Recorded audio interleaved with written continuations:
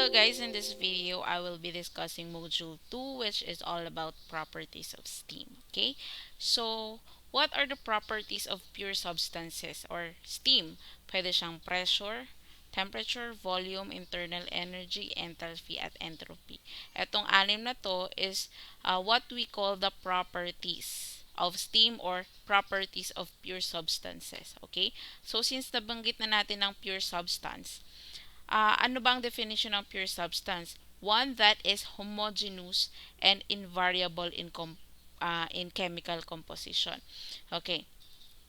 So, tinatawag nating homogeneous, okay, yung mga it's a type of mixture actually, ang homogeneous. Okay? Na may kahalo siya, pero kapag tinignan mo siya, okay, hindi mo madidistinguish yung different particles. So, for example, itong pure substances, meron tayong element, compound. Sa mixture, meron tayong homogeneous. At kinoconsider ng thermodynamics ang isang pure substance na pwedeng element, compound, or pwede na ring homogeneous. Pero ang heterogeneous ay hindi siya considered as pure substance in thermodynamics ha. Okay. So ano bang ibig sabihin or difference ng element versus compound? Kung naalala natin sa elementary, ang element, it only contains one kind of atom. Okay. For example, helium. Example, oxygen. So, isang type of atom lang siya. Pag sinabi naman natin compound, it's a mixture of two or more kind of atoms. For example, water. It's a mixture of two or more kind of atoms. Ano namang kaibahan ng homogeneous sa heterogeneous? Sabi ko nga kanina, ang homogeneous, uniformly distributed yung mixture na to. So, hindi mo maihiwalay yung two or three different particles or composition nitong mixture na to. Sabi ang definition dito, it is the mixture in which the components are uniformly distributed throughout its volume and cannot be seen separately. Hindi mo makikita yung pagkakaiba nung or composition niya. Parang itong medicine, 'di ba? 'Di ba powderized 'yan? Okay? Literally composition siya ng different ingredients yung gamot, pero hindi mo makikita alin dun yung medicine ingredient 1, alin dun yung ingredient 2. Hindi mo visible na makikita. Ang honey ganun din. It's composed of different substances, pero you cannot separate it, 'di ba? Ganon din ang milk, 'di ba? Yung powdered milk, hinalo mo siya sa tubig, tapos hinalo mo ng mabuti yung walang latak, okay? So ang tawag doon ay homogeneous mixture kasi hindi mo na siya mahihiwalay, okay? At hindi mo makikita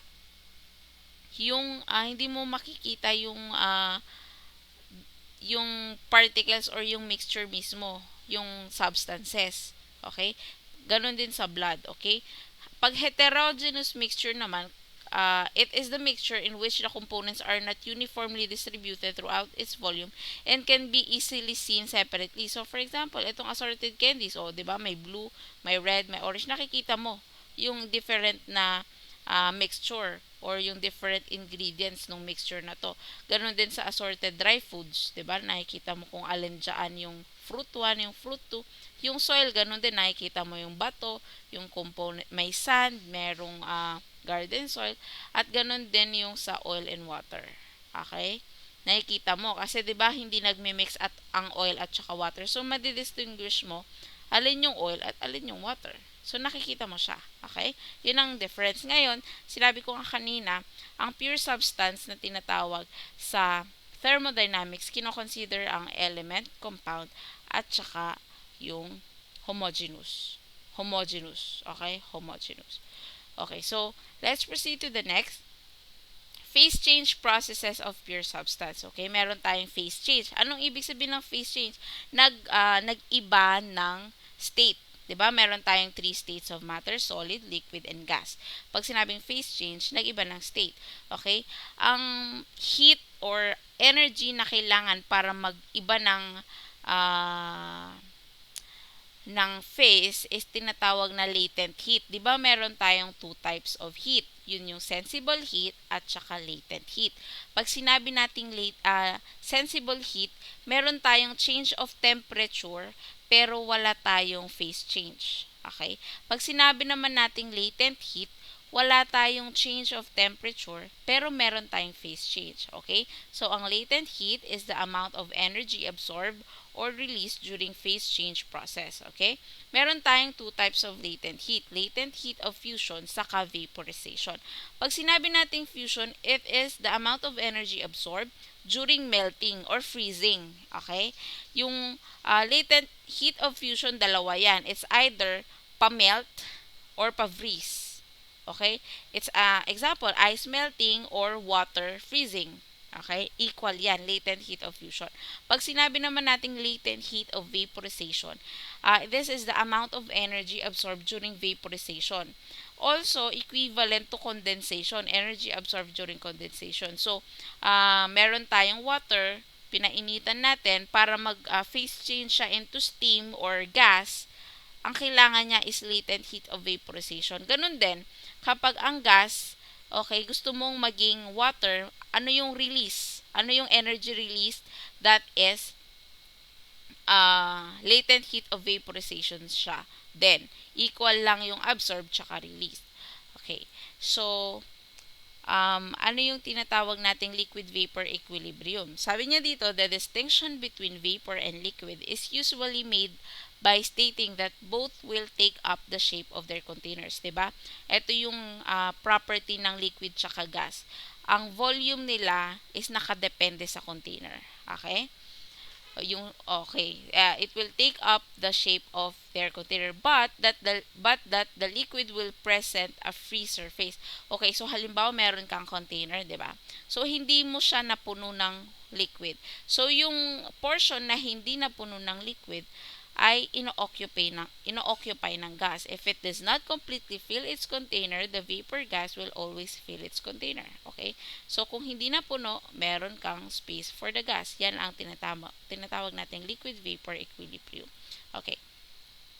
So, meron tayong actually 1, 2, 3, 4. 4 types of uh, liquid. Ang tawag dito is, ang una is subcooled or compressed liquid. Pag sinabi nating subcooled liquid, the temperature at this state is less than the saturation of the given pressure. Okay? Yung temperature ng subcooled nga, 'di ba? Ay less than sa temperature niya sa saturation point. Okay?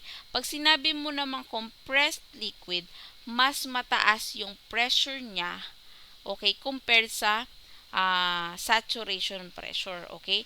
Ang temperature niya dito is 20 degrees Celsius. So, that is less than that saturation temperature, okay? At ang pressure niya is 180 m atmospheric pressure. But, okay, this is the atmospheric pressure at meron ka pang pressure ng piston, okay? So, 180 m plus the pressure exerted by the piston, that is greater than the saturation temperature. So, ibig sabihin, compressed liquid siya, okay?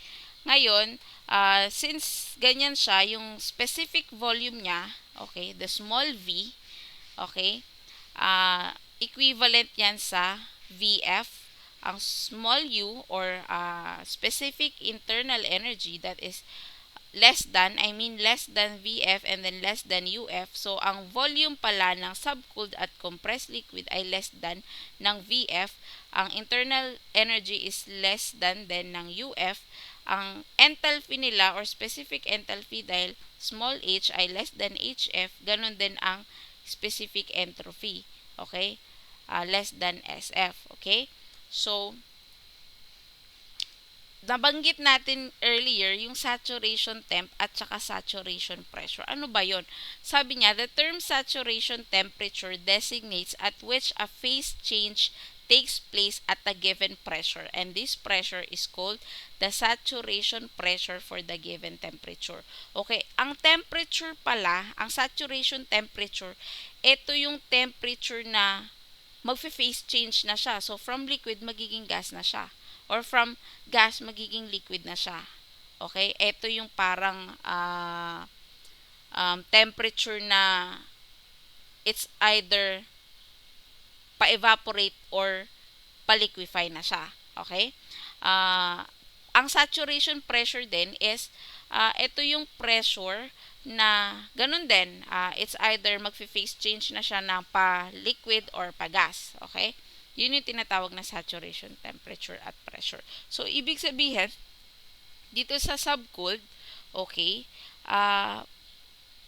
pag ang temperature niya is less than the saturation temperature, okay, ibig sabihin, subcooled siya, okay, or compressed liquid. Pero kapag ang pressure niya is greater than the PSAT, okay, ibig sabihin, compressed liquid siya or subcooled. So, the rest will follow. Dapat less than siya ng VF, UF, HF, at saka SF. Okay. So, pag sinabi naman nating saturated liquid, okay, kung mapapansin nyo, 100 degrees Celsius na siya, which is the boiling point of water at 1 atmosphere. Diba ang 1 atmospheric pressure is equivalent sa 101.325 kPa or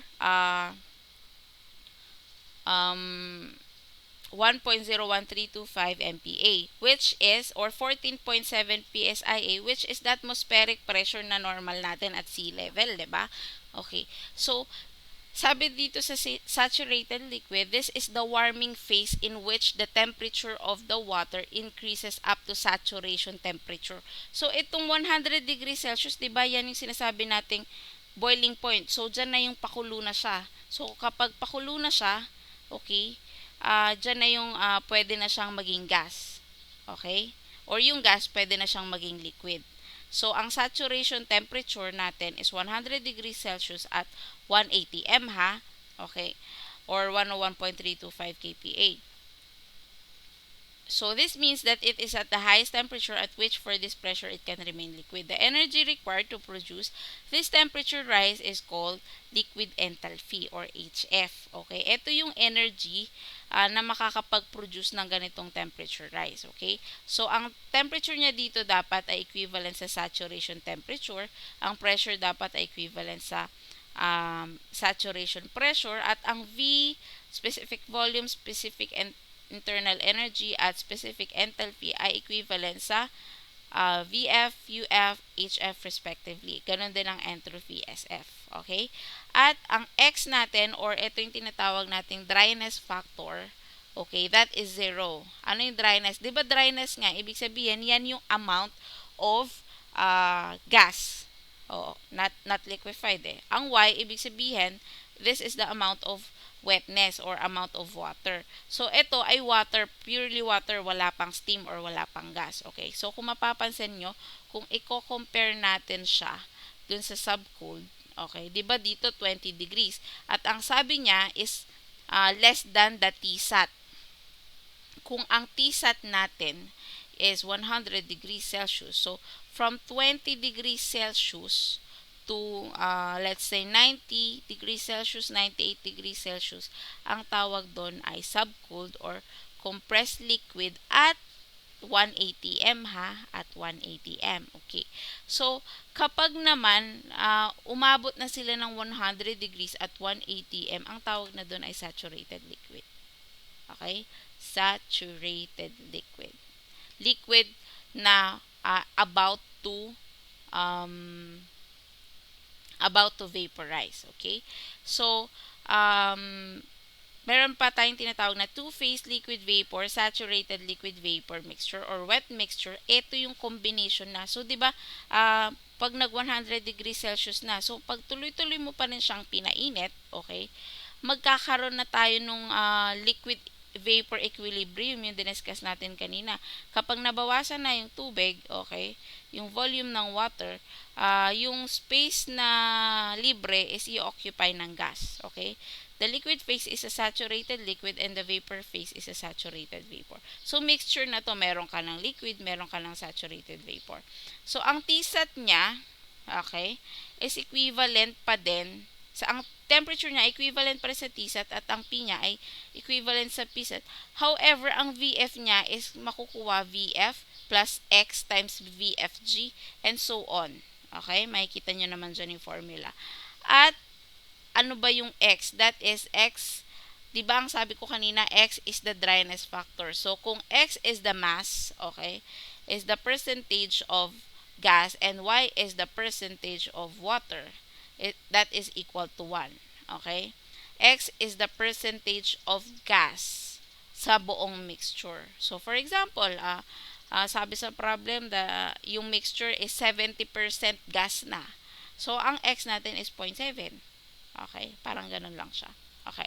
So, eto nga, quality or the dryness fraction, X, denoted as X, the fraction or percentage by mass that is vapor. So, makukompute siya sa X is equals to mass of the vapor, okay, or mg, all over the total mass, which the total mass is equals to the mass of the liquid plus mass of the vapor. Okay? Or mass is equivalent sa mass of the liquid, which is F. Ang F dito ay denoted as liquid at ang G dito ay denoted as vapor or gas. Okay? So, ganyan yung formula ng dryness fraction.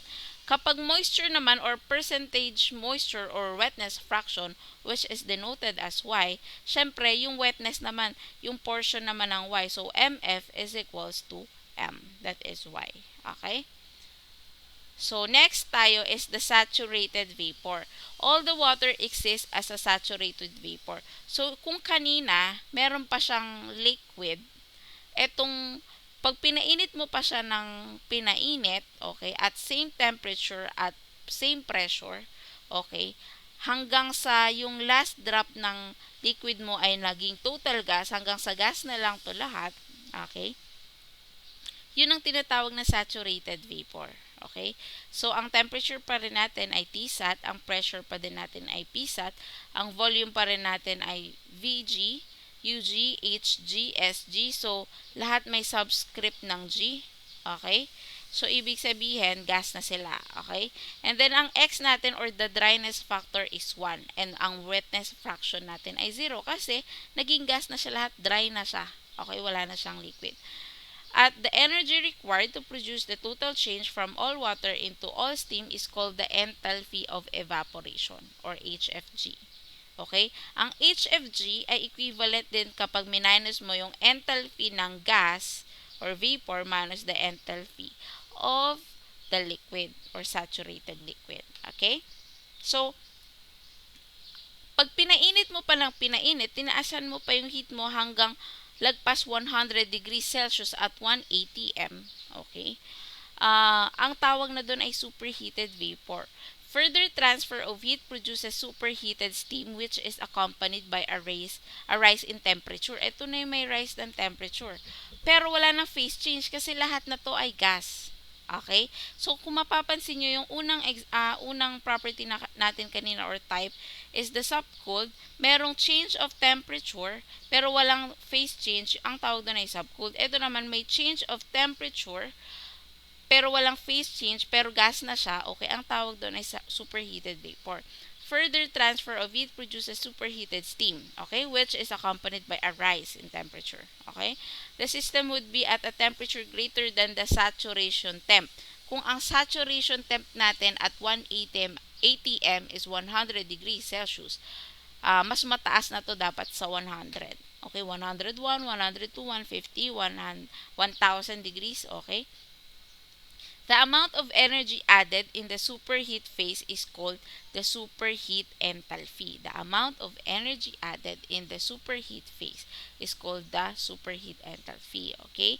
Degrees superheat or degrees SH, the difference between the temperature and the saturation temperature corresponding to the given pressure. Okay, kung yung degree superheat is the difference of the temperature added to the Tsat. Okay? So, yan yung superheated vapor. So, meron tayong property diagrams. Ito yung mga titingnan nating charts, diagrams, tables for the phase change processes. Pero meron tayong i-discuss na critical point at triple point na matatagpuan doon sa mga charts na yon. Ang critical point, ang ibig sabihin niya, it is defined as the point which the saturated liquid and saturated vapor states are the same. Okay? Critical point is papunta na siyang liquid, papunta na siyang solid. Ay, papunta na siyang liquid, papunta na siyang gas. Okay? Yung gas, magli-liquefy na. Uh, yung liquid, magagasify na. Mag-vaporize na. Okay? So, ganun siya. Yun yung critical point. Okay? Alanganin na. Okay? Pag sinabi naman nating triple line point, it is the only point at which all three phases may coexist. Meron siyang solid, liquid, gas. Nag-e-exist siya sa certain temperature at pressure na yon. Okay? Meron siyang solid, liquid, gas. Yun ang ibig sabihin ng triple line or triple point. So, meron tayong mga charts katulad ng TV diagram, temperature at specific volume. O, tingnan nyo ito ha. Ito yung temperature natin kanina, 'di ba? 20 degrees Celsius. Tapos 100 degrees Celsius yung Tsat natin, 'di ba? So, kapag 20 between 20 to 100, okay, ang tawag doon ay compressed liquid, okay? From 2 to 4, okay, from 2 to 4 mixture siya, okay? Etong 2 is saturated liquid. Etong 4 ay saturated vapor. Tapos kapag tumaas na to, that is superheated vapor at 1 atm. Itong nasa gitna ay mixture. So kung mapapansin nyo, habang tumataas yung temperature, tumataas din yung volume. 'Di ba? Ayan o. Habang tumataas yung temperature, okay, tumataas yung volume. Meron lang part dito na walang change of temperature pero tumataas yung volume. Ito yung nagfe-phase change siya. 'Di ba? Ito yung ibang liquid nagiging gas na, kaya kapag yung gas, 'di ba, nag-e-expand 'yan. Okay? So tumataas yung volume niya.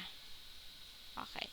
So ito rin totality ng TV diagram. Yung kanina kasi pinakita lang natin is at 1 atmospheric pressure.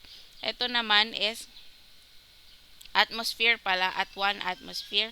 So, sa TV diagram na to, ito na yung 0.01 MPa. Ito yung pressure line ng 0.1 MPa, 1 MPa, okay? Etong line na pink, this is the pressure line, okay? Ito yung temperature, ito yung specific volume. So, etong mga kanto na to, ito yung mga saturated liquid. Okay? Yung mga kanto na yan. Etong mga kanto na to, ito naman yung saturated vapor. Okay? So, ito yung tinatawag nating critical point. Okay? Sa critical point, approximately sa pressure na 22.09 MPa at 374.14 degrees Celsius, ito yung alanganin. Magli-liquefy na siya at magagasify. Okay? Nagsama na sila dyan. Okay? So, TV diagram ulit. Okay? Ito yung pressure line. Etong region na to, before this, etong line na to is, yung tumatama dito sa line na to, that is saturated liquid line. Okay, saturated liquid. From the critical point going down here, that is saturated liquid. From the critical point to this, down here, that is saturated vapor. So, lahat ng tumama dyan ay saturated vapor. Yung region na nandito is the compressed liquid. Yung nasa gitna, mixture. Ay, sorry. Yung nandito is superheated region. Okay? So, compressed, mixture, superheated, and then sa line, saturated liquid. Ito ay saturated vapor. PV diagram naman, this is the pressure and this is the volume. Ang temperature line naman natin pag ganito. So, yun ang difference niya. Kung kanina, TV diagram, ang pressure line natin pag ganyan. Sa TS, PV, pag ganito naman. Ito yung temperature line. Okay?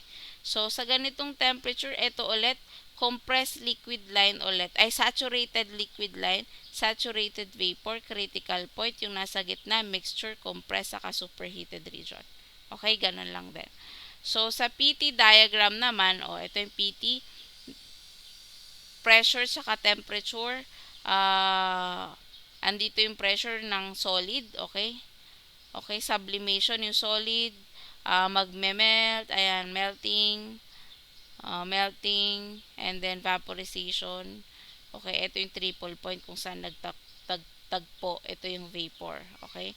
Kung yung vapor, ayan, vaporization, melting, okay?